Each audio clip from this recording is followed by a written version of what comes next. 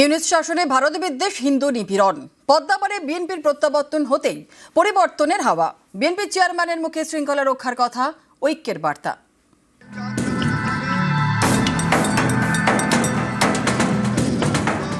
আমার বক্তব্য স্পষ্ট, যে কোনো মূল্যে অবশ্যই শান্তি এবং শৃঙ্খলা বজায় রাখতে হবে। কোন রকমের অন্যায় কিংবা বিয়ানি কর্মকাণ্ড আমরা বরদাস্ত করব না।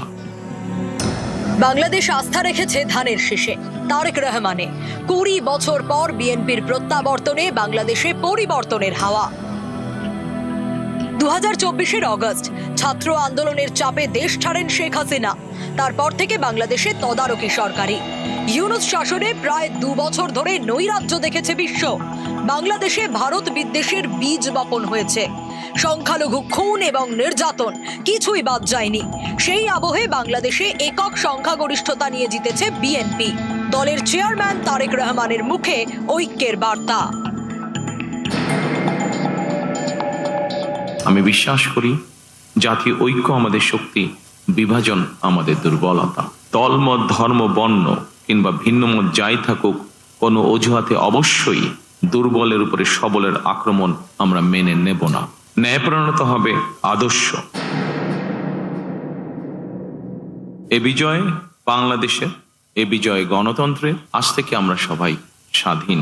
আমার বক্তব্য স্পষ্ট, যে কোনো মূল্যে অবশ্যই শান্তি এবং শৃঙ্খলা বজায় রাখতে হবে। কোন রকমের অন্যায় কিংবা বিয়ানি কর্মকাণ্ড আমরা বরদাস্ত করব না। প্রতিটি বাংলাদেশী নাগরিকের জন্যই আইন সমান।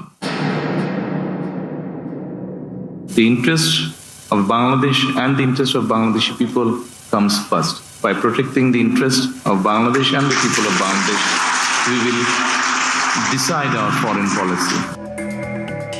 বাংলাদেশ ছেড়ে ভারতে আশ্রয় নেন শেখ হাসিনা। গত বছর শেখ হাসিনাকে ফেরত চায় বাংলাদেশ। পাল্টা নিজেদের বক্তব্য জানায় নয়াদিল্লি। এদিন শেখ হাসিনার প্রত্যর্পণ নিয়ে অবস্থান স্পষ্ট করেন Tarique Rahman. Would your party demand handing over of Sheikh Hasina from India? That depends on the legal process, of course. বিএনপির প্রত্যাবর্তনে বাংলাদেশে পরিবর্তনের হাওয়া।